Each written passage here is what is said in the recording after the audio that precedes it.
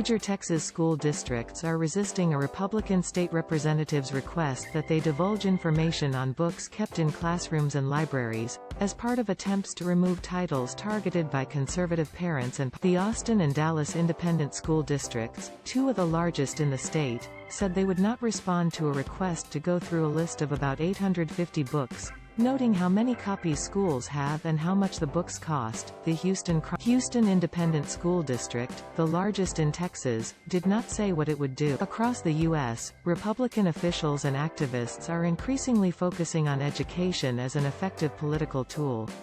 In the most prominent case, in Virginia, Republicans this month won back the governor's mansion in a campaign focused on the supposed dangers of critical race theory in related.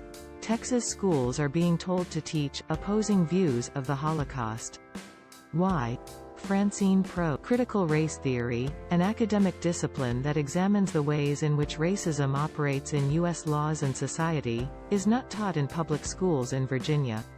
Regardless, the Republican candidate for governor, Glenn Youngkin, in Texas, Matt Krause, chair of the State Committee on General Investigating and a Republican candidate for Attorney General, wrote to schools, saying, students, parents and taxpayers had asked to have certain books. Schools were asked to note any books that could make students feel discomfort, guilt, anguish, or any other form of psychological distress because of their race or sex, or convey that a student, by virtue of their race or sex, is inherently racist, sexist.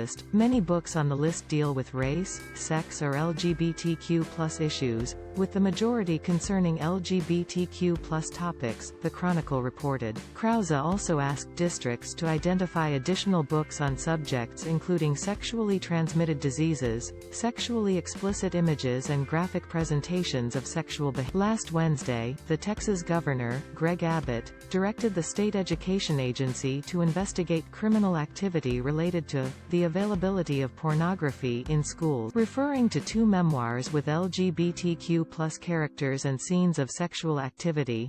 Abbott has also asked state education officials to develop statewide standards to prevent pornography and other obscene content in Texas public schools. Such moves have sparked anger and confusion. Ovidia Molina, president of the Texas State Teachers Association, criticized disturbing and political overreach into the classroom. This is an obvious attack on diversity and an attempt to score political points at the expense of our children's education. Some Democrats and lawyers encouraged school districts not to respond to the letter from Krause, as it does not have the legal force of a subpoena. The letter is an unofficial request, and as such we are not going to respond to it, Robin L. Harris, a spokeswoman for the Dallas School District, told the Chronicle. After doing more legal research, we've decided that a response is not necessary, especially since anyone can search our library catalogs on this website, said an Austin School District's spokesman, Jason Stanford.